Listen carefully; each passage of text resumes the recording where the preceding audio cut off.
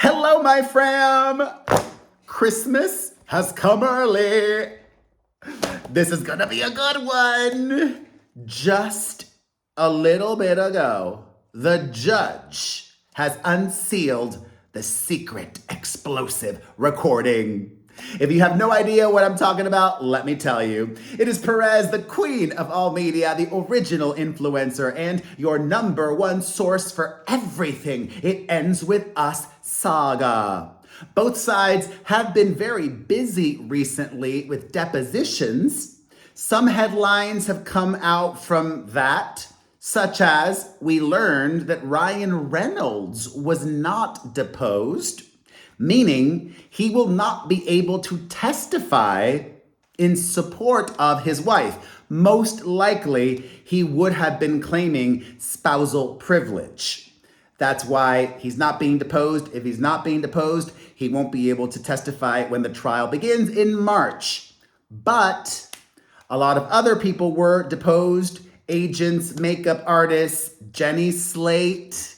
So, as of now, full steam ahead. There have been some changes to the schedule, but trial day is still expected to begin sometime in March of next year. Now, recently, this secret recording that allegedly was done without authorization has been a big focal point because Litigious Lively, Ryan Reynolds' second wife, made a move for attorney's fees, citing this new California law, Section 47.1, which was designed to protect real victims of SH. And this new law has not been tried and elaborated upon in the courts. It still doesn't make sense to me how someone who has not been found guilty of SH could be forced to pay her legal fees. But in her motion, Blake Lively filed a declaration from an accuser against Baldoni, whose identity we have discovered. It's this woman named Claire Ayub, a writer-director, and her film was financed and made by Steve Sarowitz and Justin Baldoni and Jamie Heath, Wayfarer Studios. Steve Sarowitz is a very important name to remember. He is the billionaire co-founder of Wayfarer. He's the person bankrolling everything. If it weren't for his money, Baldoni would have released that statement last year. We would not be here today. And if it weren't for Ryan Reynolds' money, we would not be here today either. So, Claire Ayub said in her declaration that Steve Sarowitz requested a meeting with her, and she was nervous and scared and therefore wanted to record it. It's unclear as of now if this recording was done legally. It was just unsealed. I have not listened to it yet. We're going to do it together in real time. But it is totally legal to share this because Steve Sarowitz and the Wayfarer parties fought in favor of unsealing this audio recording because Subpoena Serena used quotes from it to attempt to hurt Baldoni and Sarowitz. I believe that in this recording, Steve Sarowitz might have made the infamous quote about bury them. There might be some Israel reference. I don't know. But this is now totally legal to share. And I don't know. I don't know what we're going to hear. I am very anxious, especially because I'm trying to get into the brain of Claire Ayub. I'm not even going to mention the name of her movie because it seems that Claire Ayub was not subpoenaed. This woman apparently voluntarily reached out to Blake Lively and offered to help and gave information and gave this recording, which we are all now going to listen to. One take. Boom. Oh my God. I did 5 minutes without messing up. I am the number one source for everything. It ends with us saga. All right, let's listen to this. Oh my God. Can't wait. I can't wait. Yes. Thank you. Thank you. What's up, Steve? And I'll let you and Steve chat. Awesome. Wait a minute. What's up, Steve? She sounds very friendly, very happy to chat with Steve Sarowitz. If she was afraid, nervous, worried, I'm not getting that at all yet. Let's listen. Great to see you, Elise. Take care. A reminder, this conversation most likely happened either in August or September of 2024, right around the time that the It Ends With Us saga exploded, and her film was supposed to come out after all of the reports were already out there about Baldoni and Lively. And, you know, she believed that the negative press could affect her movie. And let's take a listen. Bye. Bye. Oh, she's awesome. What's up? She's awesome. Your whole team is I just want to say thank you. Like, everyone has been so wonderful to work with. And I'm a big believer when you see people doing great work to be like, you're doing great work. What the hell? What the hell? No grievances. She's praising Wayfarer. This so far is not making Claire look good. So thanks for... It's been a long few weeks, actually. Oh, I'm sure it's been a long few weeks. Absolutely. But, you know, I think people can say what they want to say, and I don't know if you're watching the media at all. No, I haven't. I don't know what's going on. No one's spoken to me about it. So I just know I don't know what happened on that set, but I know the media can turn really really bad and negative. And I just rejoined TikTok for the film, and I was texting Rain. I was like, I rejoined it. It scares me, but I'm doing it. And just seeing how fast stuff blows up there too is really tough. Really tough. Well, I don't think you're going to have any issues with this film.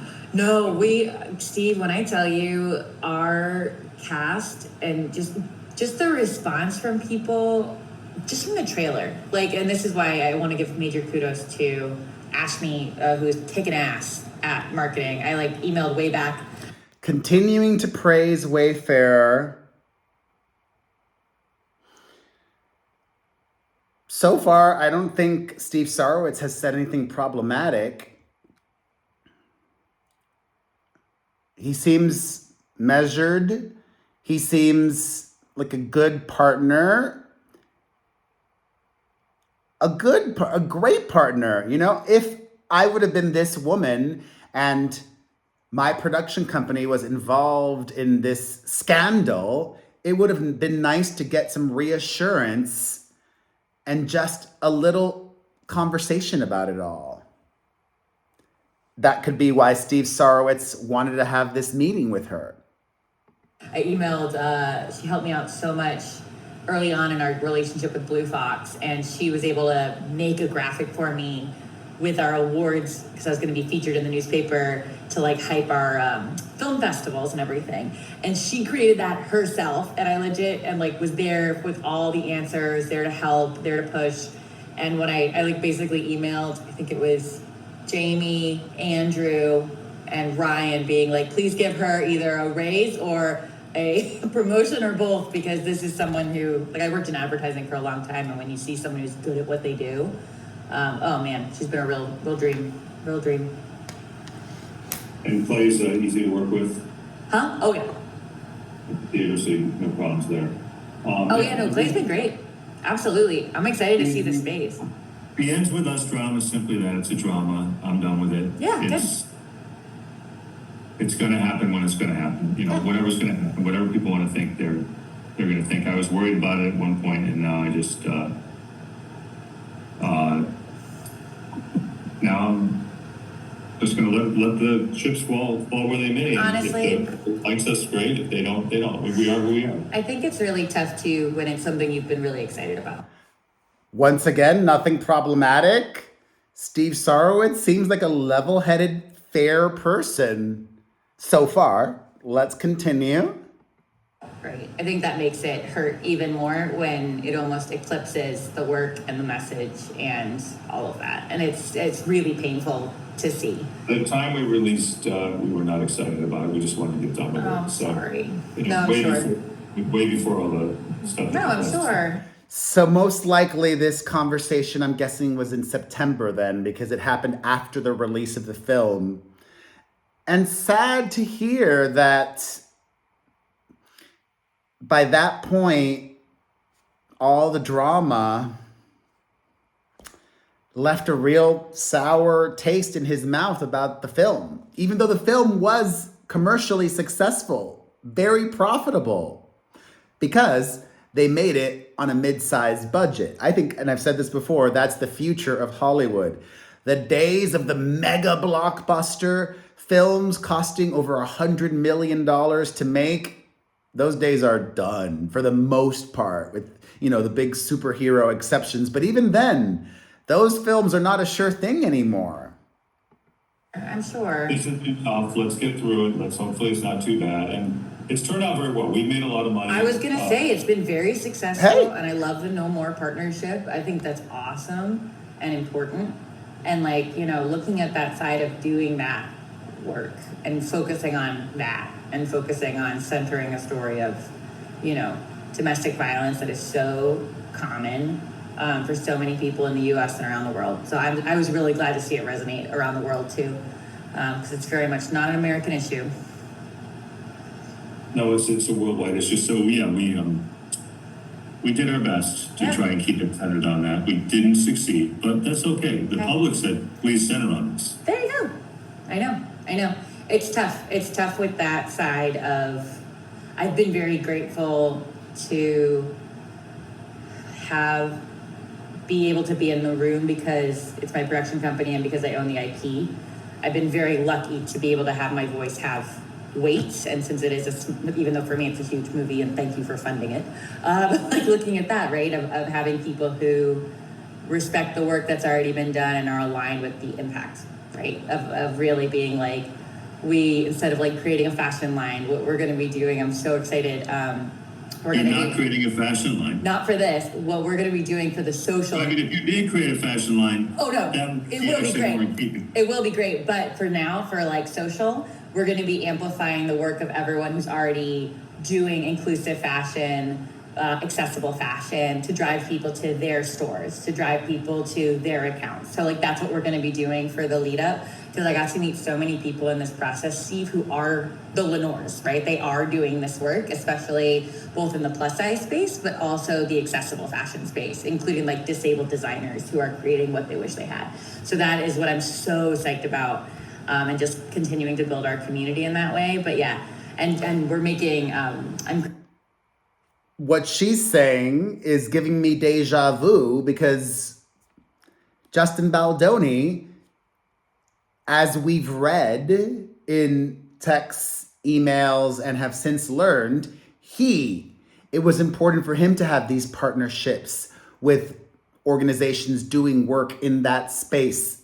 The theme of It Ends With Us, the D to the V.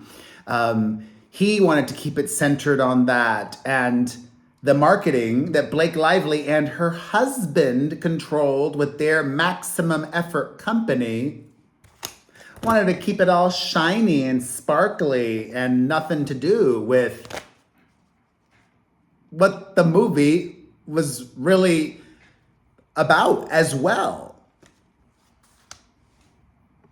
I'm leading merch, so I'll send you merch when it comes out, which I'm so excited about. And yeah, it's really fun. We're working with this great designer, illustrator who did, I don't know if you ever saw it, the illustration of the 5 girls before the casting call. I basically had no ability to make a composite to show what our cast would look like because this kind of representation had not been seen in films. And so I basically had her draw me an illustration of the 5 characters, and we used that until we had stills from set. Like, it's incredible. So she is creating all these like fun quote graphics, and then we split, it's a 60-40 with Wayfair and P&G on profits. So I'm super psyched. And so we're gonna be creating that. I think we got the okay to use. We're gonna be making the Empire Waist t-shirts from the movie, which I'm so excited about, and getting our designers from that involved, which I'm so psyched. So that is fun. But for now, for this first line, is really pushing people to see the work that's already being done out there, because a lot of them have their own communities too, and using this as a way to amplify. Ditto other female writer-directors, right? There are a lot of people out there that aren't gonna have our commercial. Well, female-centric films will never succeed, so I don't know. LOL, oh my God, Barbie baby. And it ends with us. And, right? Exactly. They just did. Oh no, it's always. Like liveliness. It ends with us. I was talking to people. I talked to some people, their numbers, Yeah. like a couple months ago at CinemaCon, and maybe 3 months ago, and they said this is going to do 40 million domestically. Women, of course, women are not expected to, women are like the ones who drive so many things.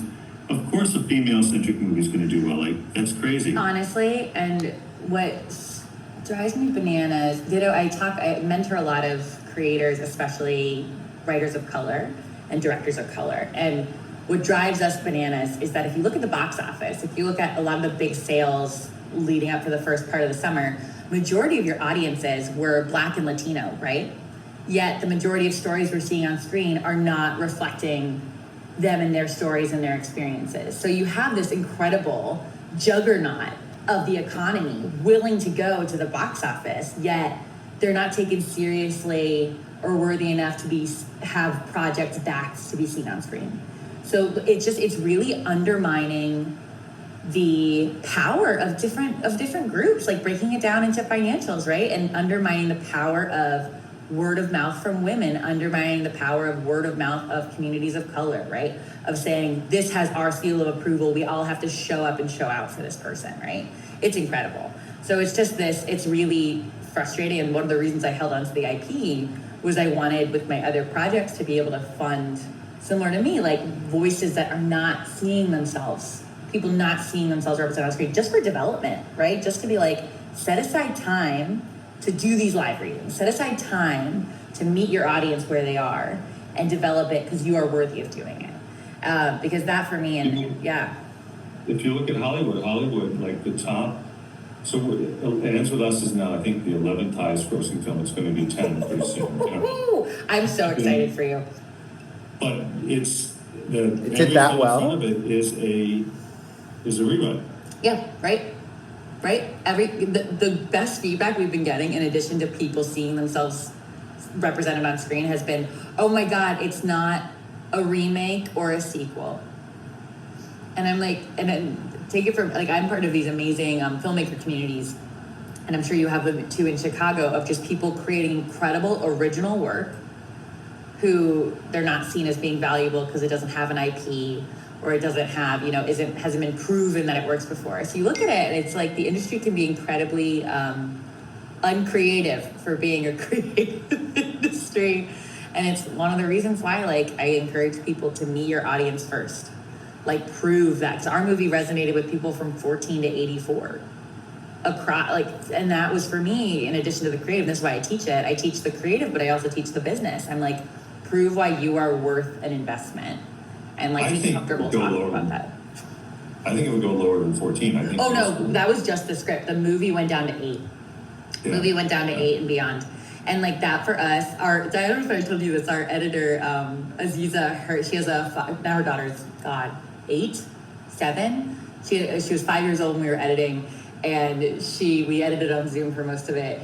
And she would love watching the movie. She still quotes the movie. But there's one part where Kayla goes, "It's me, bitches," during like a photo shoot. And Aziza would jump in front of her and go, "Ah!" So she wouldn't hear the word and start saying it over and over. It's the best. But the best part was when we moved from remote to our edit bay, as Satya drew all these adorable dresses that we covered all our walls in the edit bay. And she would come to visit us, and she was 5.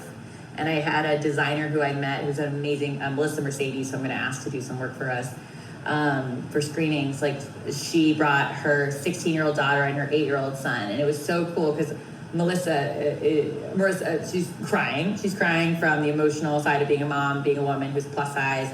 Her daughter turns to me and goes, "I'm going to force everyone I know to see this." Like, it's so earnest. And then her son goes, "I liked when the dad put his hand in peanut butter." Like, it was just so rad, right? Because it hits everybody and it hits everyone. Well, it's an original movie, which we don't have. Like I said, Asper, which we made, was an original movie, which I loved. Which I loved. We just have to get more people out. So let's see what happens. We'll put it out there. I'm sure we'll have a good run here in Island Park, at least decent. Oh, I can't wait. I can't wait. We'll see. And the bottom line is that the victory is getting it out. Honestly, right? And the fact that we're going to be in theaters, we're going to be on Friday. Our trailer's going to be in theaters. Which for me and Crystal, I stopped our meeting with Blue Fox, and I was like, "Sorry, I'm just going to scream real quick. That is so cool." And the fact we had 1 million views on Twitter, we had just an incredible response, and all these people, Steve, who inspired me to get into this work, who have incredible followings, are now following and reaching out to me and asking if I'll talk about it. I'm like, your book shaped how your social movement shaped how I see the world. So that in particular, the word of mouth campaign, as well as the paid we're going to be putting behind this. I know we got, I think, 150K promised from P&G, which is going to make a big difference. But for the education curriculum, the conversation we had with Debbie is fantastic, because a lot of what we're doing for Crystal and I are doing is really word of mouth, spreading everything to people who will really be able to amplify the education curriculum too. So that way we can keep the money focused on promoting the film and getting butts and seats for theaters, and then us amplify our network, which is really fun. Amazing. Well, we'll do our best to. No, you're doing great. You're doing great. But I also know, coming off the ends with us, Steph, I just want to say I see you, and it is exhausting. It's exhausting. It's a lot. It's a lot. Jamie was the most exhausted. Oh, I'm sure. He was, I'm sure, the go-between with Sony, right? He was the go-between. He was the one who was taking the brunt of the hits, because you didn't see the brunt of the hits, the slam jobs on us. Oh, I didn't. No, because nobody saw them. Right. Jamie was stopping it. So Jamie was stopping the worst of the worst. Oh. There was a point where they were trying to slam the Baha'i faith. He got that done and out. So, basically... Who was? Was it Sony or was it public? Yikes. That's icky. That's icky. Oh, they went after everything we had. Luckily, I was out of it. So, I'm glad. Nobody had mentioned me. And that's because I'm a nobody. I'm nobody. We know who you are. Yeah, but it's kind of a blessing. Let me tell you, it's kind of a blessing. I know. Well, that's right. No, there's all these things, because Blake and Ryan paid for the movie. I'm like, really? Really? Send me a check. Every time I've seen that, or some of the comments I see, or on the flip, they'll say that Blake sold her cut back to, and I was like, that's not how it works. You own the footage. That's not how it, and people will say it so confidently. And they'll be like, yeah, because they bankrolled the movie. And I'm like, that's not how that's not how it works. Right, but we just sit there quietly and let them think what they want. And, ultimately we're not going to, but Blake and Ryan are billionaires. I don't think they are, actually. No, and even if then, everyone has a stake in everything. It's a lot. And, yeah, I think it was just fanning the flames, and people... I saw this great, so I started following this great TikToker who is a PR expert, and she specifically talked about how August is the worst thing for something to happen, because people blow it up because it's very quiet. And so looking at that, she's fascinating, but she basically is a lot of the biggest dramas have happened in August Molly? when people are like out of office. Molly McPherson, I'm guessing. I love Molly McPherson also. So far, this entire recording, I think, only makes Steve Sarowitz look good. I don't think he said a thing that is problematic yet, but let's continue. These like publications, and people just kind of run rampant because it's. And also, Blake Lively, including the declaration from Claire Ayub and this audio recording, was all for show. It's not relevant to the It Ends With Us drama. It would not be admissible at trial.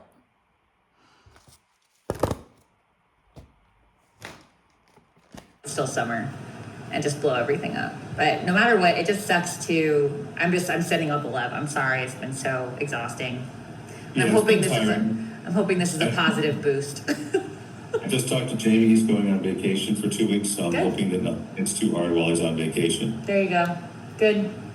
So hopefully he needs a 2-week vacation. He's been working around the clock. Yikes. He interested in their families are going on vacation. Good. I'm glad. Yeah. So what can I do when you're in Chicago? Oh my God. Who knows? I mean, I'm just excited to see you. I'm excited to meet the Humanity Rising kids. Seriously, because this is what Crystal and I love doing, and so. Wait, I'm so confused. Because in her declaration, Claire Ayub said, in her declaration that was filed in September of this year, 2025, Claire Ayub said that things with Justin Baldoni were so bad that he wasn't even allowed on set. Or maybe she didn't say that on her declaration, but Blake Lively mentioned that. I remember reading that. Either Lively said it or Claire said it. And if that happened, if Baldoni was banned from the set, things sound hunky-dory right now, a year or more later. You know, I forget when they filmed Empire Waste. She mentioned it. But she's talking to a guy that she is praising and everything sounds fine and normal. Mia and Mima. But no, I think looking at that, talking to students always makes us really happy. I know I'm going to try to find a photographer to do like a little photo shoot with me, Mima, and Mia, since we're all going to be together all glammed up. So I'll keep you tuned in on that because I'd love for you to be in on that too. But yeah, no, I think for us, we're just excited to reunite. And I think Blue Fox is working with Humanity Rising to get some like press involved and stuff like that. But yeah, but you let me know.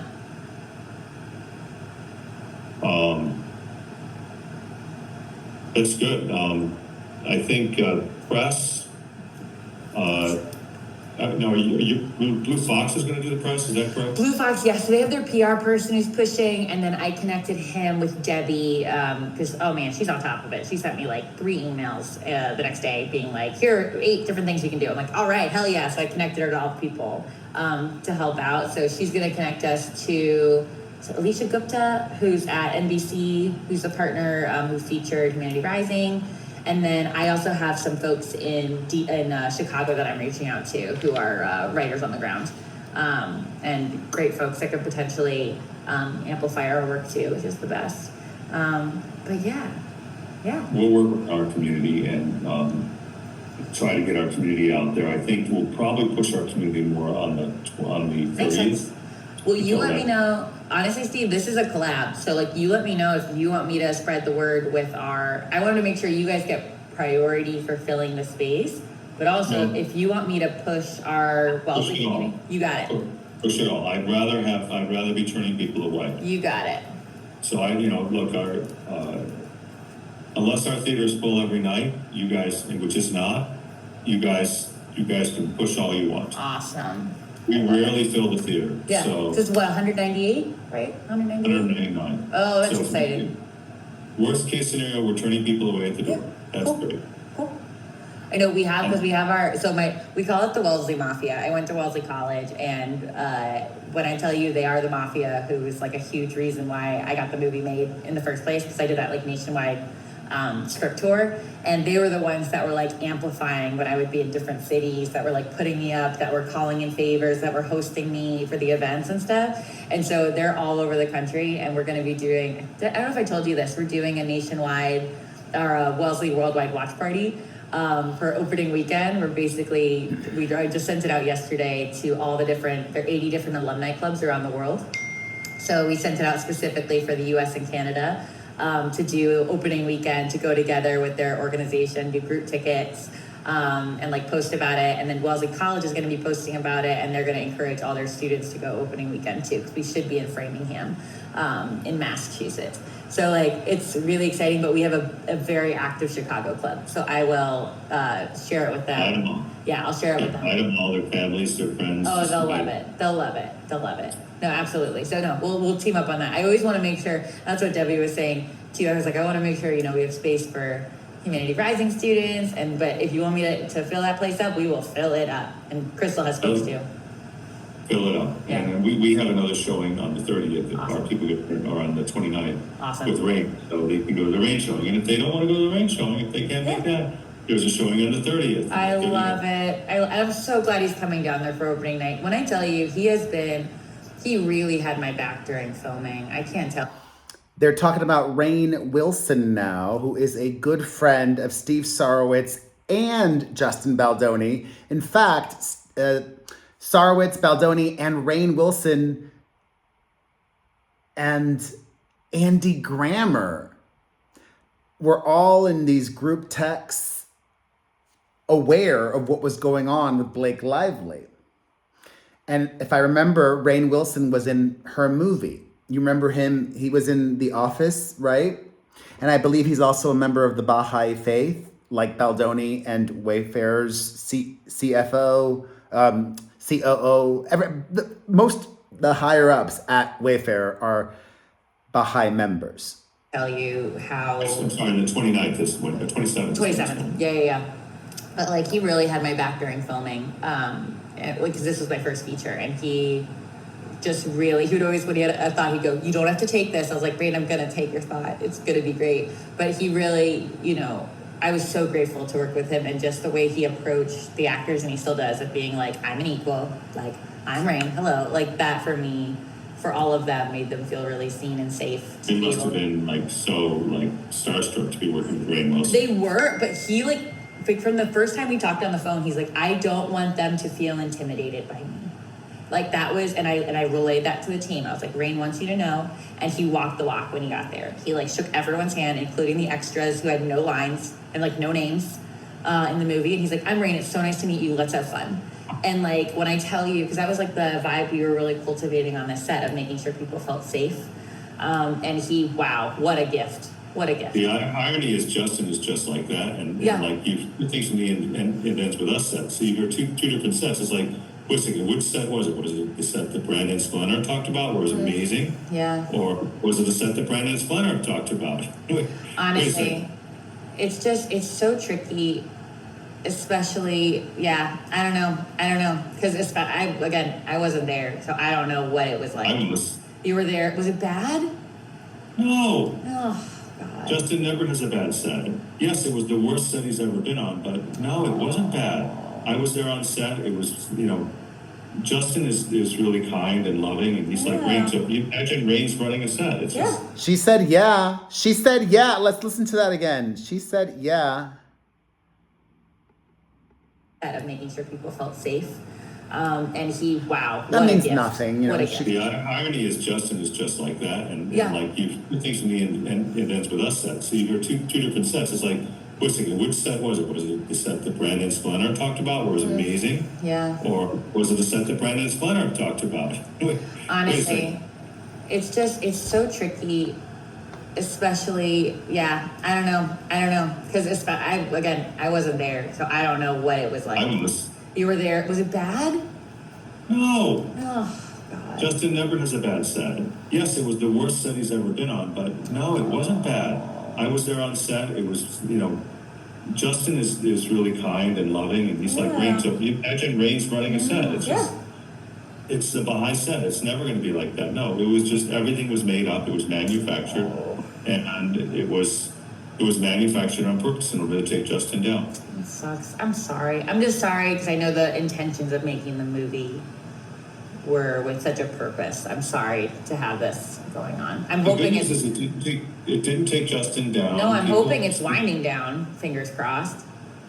I think it's going, well, Hollywood's still got a hold of it. Yeah. That's because it's quiet. Again, August, man. August. I'll send you this video from this TikToker. I love her. I love her. She is just like, she is a pro. I think she's in her like 50s. And she like breaks it down to like educate people, to also make them better consumers of being like, hey, is what you're reading true? Or, what is a source? Like, who could it be? Like breaking it down to everything to make people more informed readers too.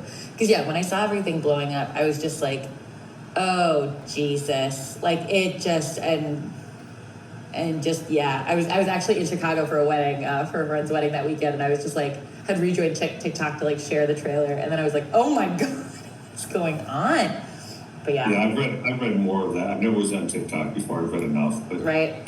Seems like TikTok, Instagram are pretty pro Justin. Yeah. There's Reddit is a little bit more even, but Reddit just seems mean spirited. Reddit can be very weird. I've been on some pages that are like, so like for plus size fashion and stuff, it's very supportive. But I think it's also, there are different corners of it where people go just to be like terrible. Yeah. Reddit freaks me out. Reddit freaks me out. Well, they're both assholes. Yeah. Whatever. No, Reddit freaks me out. You have no idea what you're talking about. That's the thing. You haven't read anything. You haven't watched anything. You're just trying to be mean. Yeah, and like that's the thing. We're also there's a big push right now about parasocial relationships. Like I don't know if you know the singer Chapel Roan. She just blew up this year. She was like an indie artist. I want to say like 6 months ago, and like completely blew up. And she actually came out this week. Or last week on a podcast talking about that it's not okay to stalk people because they're famous. Like it's not okay. Like you don't know me. And like it was very honestly brave because people are like, well, I made you. And she's like, no, like I don't owe you anything and my family's in danger right now. And people keep trying to touch me and keep trying, and like putting up that kind of boundary to be like, we don't know each other, but people form these parasocial relationships, right? Of where they're like, oh, I know you. I've known everything you've ever made. And I, they attach their hopes and dreams to a person who's human, who they've never met or like haven't worked with, or, it can just be really I just want the it ends with us drama. It can be super scary. I don't know. Get back to that. I'm sorry it's been so, are you able to take a vacation soon, Steve? Do you get to rest your brain? No, but mine isn't so bad. I'm okay. Yeah. Jamie was working till 11 o'clock at night. I just checked in occasionally. Yeah. There was a week that was long for me when we thought we were going to have to go into court. Oh, and God. I still don't know that we won't have to go into court. Sure. I just know that for right now, it seems like détente. And then if they persist and they push to the limits, then we'll go to court. And then it's all on me. Then I'll be working harder than Jamie did because I'm going It's going to be protecting the studio, right? I will protect the studio like Israel protected itself from Hamas. There were 39,000 dead bodies. There will be 2 dead bodies when I'm done, minimum. And so, not dead, but dead. You're dead to me. You're dead to me. So that kind of dead. But I like that he clarified what he meant immediately. Like immediately, he was saying, I'm going to take this so seriously. I'm going to go ballistic. I'm going to go big. I'm going to defend against this lawsuit with every ounce of energy and resources. I don't think that was problematic. We've heard that quote before, but once again, I think this only helps to hear the tone, to hear how quickly after he said, don't mistake what I said. I meant only this way. I wasn't being literal. I don't know why Lively included this audio. How does it help? dead to a lot of people. If they ever get me to that point, then I'll make it worth their while, because I'm going to spend a lot of money to make sure the studio is protected. But I don't think we'll go there. Yeah, I hope not. As someone who That's not the world I want to live in. No, I hope it. He doesn't goes want away. to do that. I just hope it goes away, or that people lose interest or realize it's harming everyone's career. Yeah, I think that we'll just probably for years. Yeah. This is not going to go away. I don't think it's going to go away anytime soon. Yeah. We'll have to be defensive for years because there'll be stuff coming at us. I will be defensive for years. So if they ever cross the line, then I will go after them. Yeah. And Jamie at one point called me up and said, "I think we're going to need you." Yeah. And we have lawyers ready to go. We have our press people, our PR people working. We haven't had to engage the lawyers much yet. That's good. That's a good sign. That's a good sign, because that gets ugly. Nothing's really hit our studio. Like it's never, like basically people love Justin and they still love Justin. Yeah, that's good. And if you meet Justin, how could you not love Justin? I know. But yeah, I'm just glad that I'm just sending all the good energy. I hope it stays safe. I hope it stays safe. It's tough. You know what? Just you were lucky you had a production like that. Almost all of our production is almost all of our productions are like that. I'm glad. Ooh, I also heard, wait, just total tangent, ADHD. I heard the Hurricanes got their trailer premiered on NBC this morning.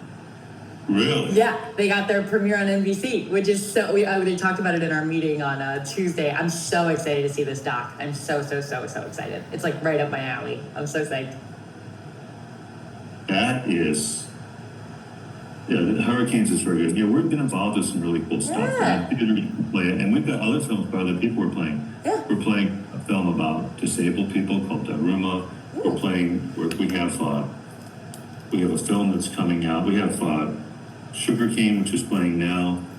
And then we have, I'm trying to think of the name of the next film. Bull Street. Cool.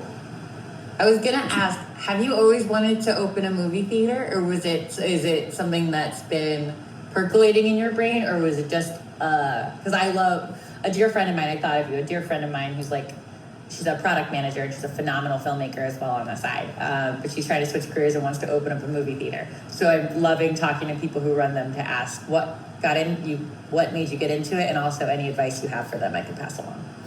What is her job right now? Product manager at Warby Parker. She's a genius. She keeps everything moving, and she's based in New York. She really wants to move to Barcelona. She lived in, I think, France for years, right out of college or right after high school.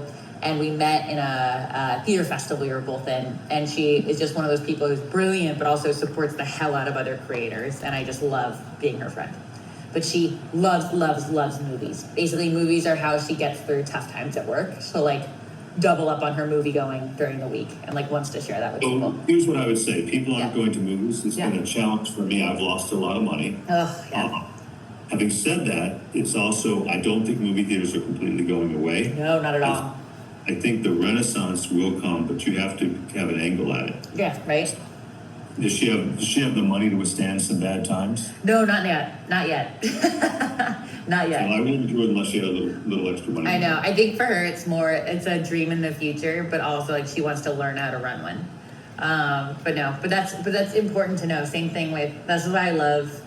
I'm like very close to my lawyer for this reason, where I like talking through stuff with her to be like, okay, what is the real meat and potatoes? Same thing with my accountant, right? Or I'm like, hey, how do I actually do this? Like, what's the paperwork? How much will it cost me to keep accounting going for this one project, right? And like stuff like that of knowing the nitty gritty. But I feel like, is there any way I can support y'all for Wayfarer Theaters? Just give us a shout out, give us a video. A video would be great. Saying, hey, so work with Clay on that. A video would be great. And we're gonna be there. So like for us, especially creating that kind of a fun experience with like the catwalk, and just Steve, thank you. We're so freaking excited to do the screening there. Like, and to have us be together for that is so exciting. You're gonna love I the can't theater wait. itself. I can't wait. I love a theater. Theaters make me feel, this is why my friend and I are friends. Like theaters make us feel very safe and like we're about to explore a different universe. It's always the best. It's Our always the theater best. is not a typical theater. I love it. I love it. You heard much about it? Wait, no, I know that the point of it is to, wait, do you mean the actual space? Oh, wait, walk me through. No. I know about what you're offering, but I don't know about the space. You walk in and there's a hologram of Justin and Jamie and Tara and me saying welcome to Wayfair and Oh my God, I'm obsessed. And then there's you walk upstairs and actually when you walk anyway it says Flowers of One Garden Community, so community board. Love then it. you walk upstairs and it says Oneness. Then there's a 9-pointed Baha'i star on the ceiling. Whoa. The lobby's all been redone. There's a big screen in the back showing the movies we make, and there's a cafe. I don't know.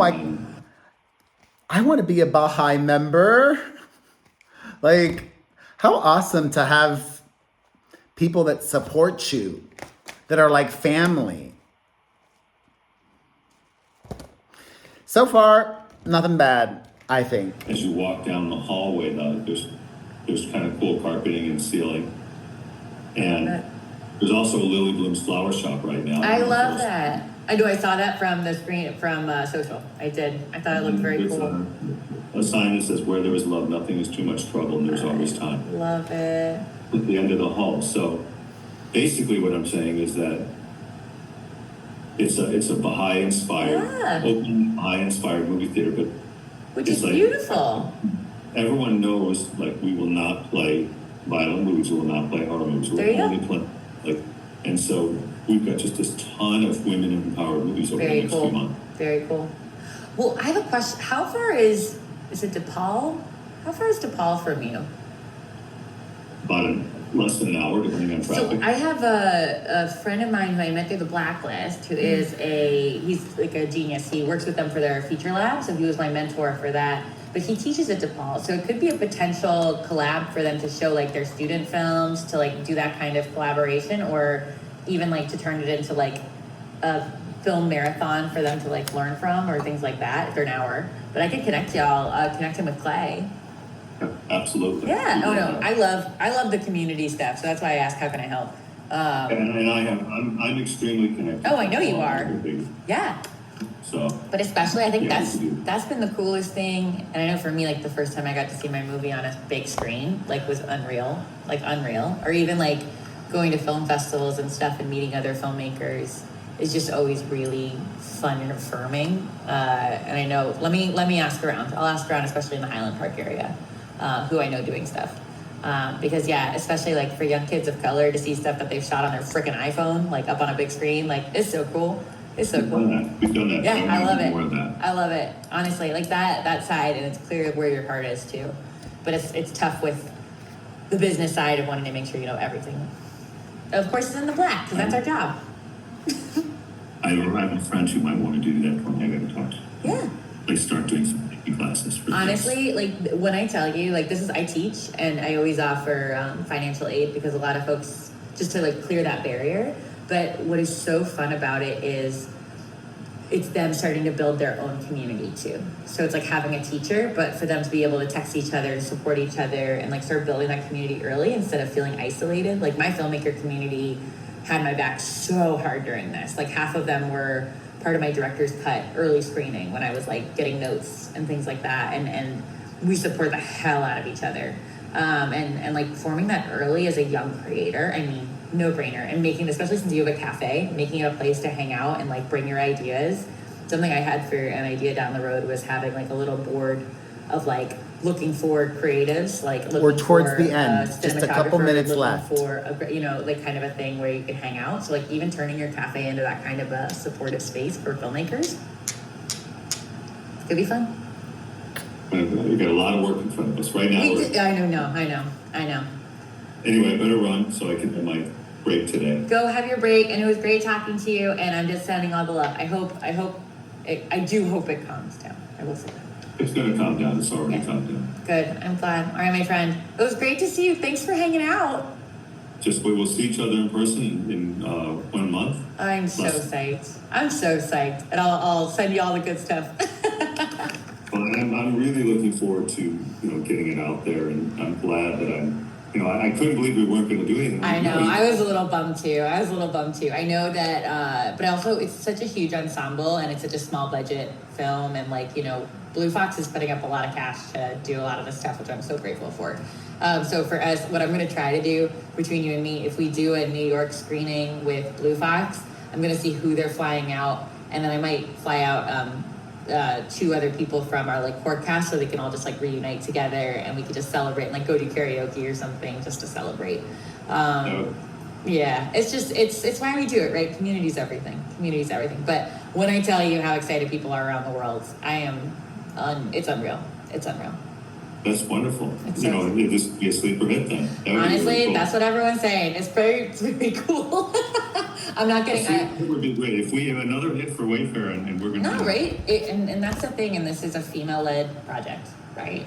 Of really all female department heads, everyone working on this project. I'm really centering our casting team that did the nationwide casting call because the casting agencies didn't have people. They didn't have them. So we're hoping with especially Blacklist is going to be really amplifying the development process and what we did. So adding that to industry recognition is going to be huge. So I'm very excited. So I love this women's empowerment. We have another. I think I told you we had another first-time director we supported. Yes. A woman named Scarlett Johansson. Yeah. I'm so excited for her. We're trying to get her first big break. Maybe people will hear her from her. Scarlett Jo, who? I can't. I love it. No, but honestly, every time you're a first-time feature director, it's your first time being a feature director. It's tough. I love that. She was so cool, calm, collected, and confident. No, and nice. Which is what you want. Not and like Blake. Professional, right? You want someone who's professional. Who I don't, it's so interesting because you work with so many people and almost everybody's nice. And then there's Blake, who she's totally different than everyone else. I'm sorry. It's not to say anything bad about her, but No, she's different. There you go. And I don't, I think for the most part, most people see what we're doing, see we're nice, and they're nice back, even if they weren't perfectly nice. And I just think some people forgot to learn how to be nice. The industry. I left it for a while, Steve. I left it for a while. There's a reason I was originally going to make this movie in my hometown. It's a tough, icky place. It can be a very icky place. I think that there's a lot of good people out there. So what we're doing is we're figuring out who we want to work with, who we don't want to work with. And then we'll just work with them, and then it's done. And anyway, have a wonderful day. I'll see you. You too. I hope you enjoy your break. It was good to see you. Tell all your friends. I will. No, I'm going to send the invite out. Absolutely. And I just have them RSVP to Clay, right? I think. Yes, Perfect. Exactly. Perfect. Awesome. RSVP to Clay and or Elise. Awesome. She can help as well. Anyway, you can talk to Elise and Clay and ask who they want. Perfect. I actually think that it's probably better having it go through Elise and her team, but ask them who they want it to go through. I'll ask. Awesome. Thank you, Steve. I hope you have a good rest of your week. You too. Bye. I'll see you. Bye.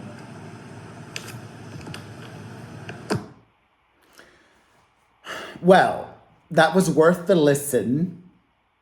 Steve Sarowitz seems like a good man that was pushed and dealt with a lot. Hello.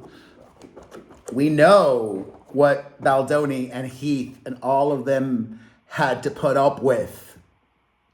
People don't talk about this part enough. Steve Sarowitz made his money another way, but then he decided to start Wayfair with Baldoni and put up a lot of his money to make the kinds of movies that support their vision. And Baldoni and Heath, before starting Wayfair, had been working in the entertainment industry for a long time. The things that Blake Lively did on this movie just are not normal or acceptable. To have her husband rewrite it, to take over the wardrobe, to take over the marketing, to take over the editing, to threaten withholding approval if his name is not taken off the poster.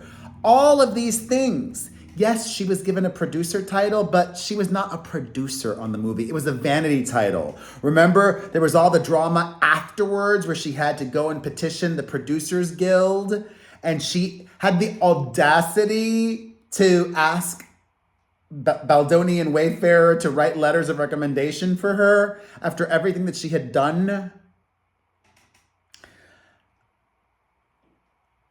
All right, I have a question for you all, but before that question, please check out my website every day, throughout the day. Stay informed and entertained. It's P to the E to the R to the E to the Z to the H to the I to the L to the T to the O to the N.com, myname.com. Get some merch.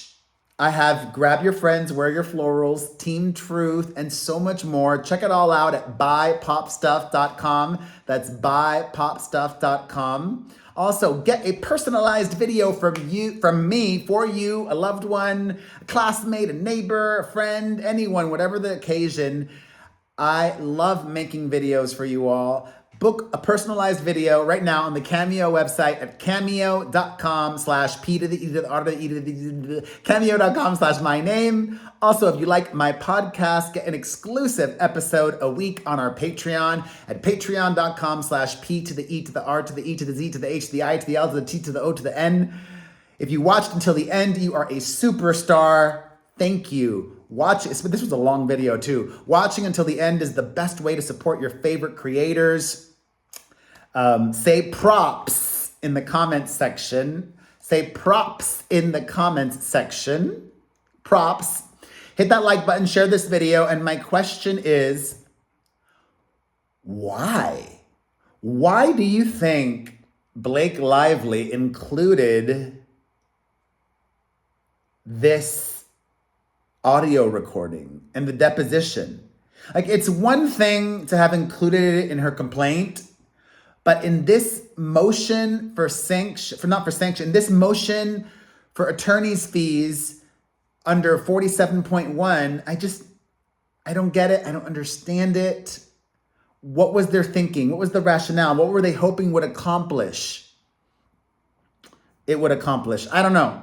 Lots to discuss. This was juicy. It was Christmassy. Okay, answer that question. Say props in the comments. I love you. Thank you. Let's chitty chat.